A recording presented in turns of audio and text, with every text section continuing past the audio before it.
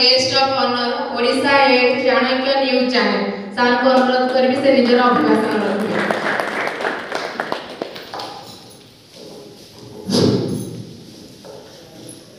सम्माननीय गेस्ट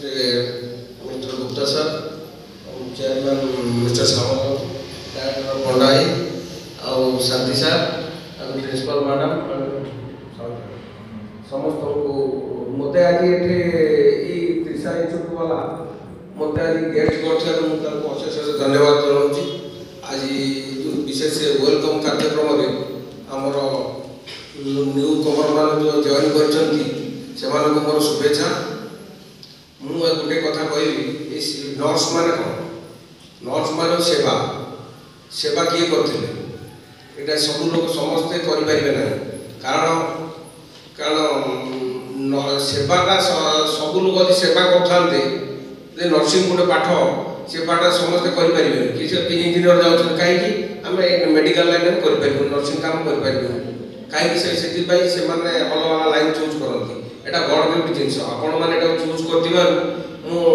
समस्त छात्र छात्री मान शुभेच्छा जनाऊँ।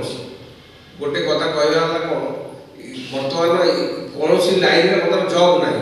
बर्तमान गोटे लाइन हूँ जो नर्सिंग लाइन मेडिकल लाइन ए बर्तमान जॉब अच्छी ये देखो जो कोरोना महामारी है जिते सब आम जी सब बहुत जाए भलागिरी फलागिरी चारिड़े बहुत आम एपटे करते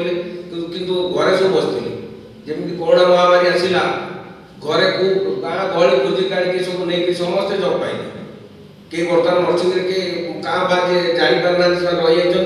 ना कि कई बेकार ना पाठ तेणु 25-26 आहरी बड़ बड़ महामारी आसो तेणु ये आपण बहुत सुवर्ण सुजोग आप जो माने जो नर्सिंग कोर्स जीएनएम हो कि बीएससी नर्सिंग जी भी नर्सिंग पाठ पढ़ुची जॉब अभाव ना ये माने 2025-26 बड़ बड़ महामारी आसो साइंटिस्ट वाला से परिकल्पना कर तेणु जो मैंने पाठरे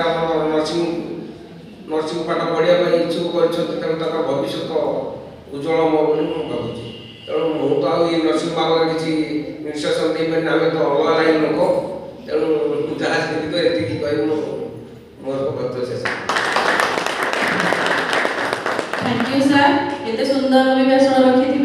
सार गोटे जोरदार ताली।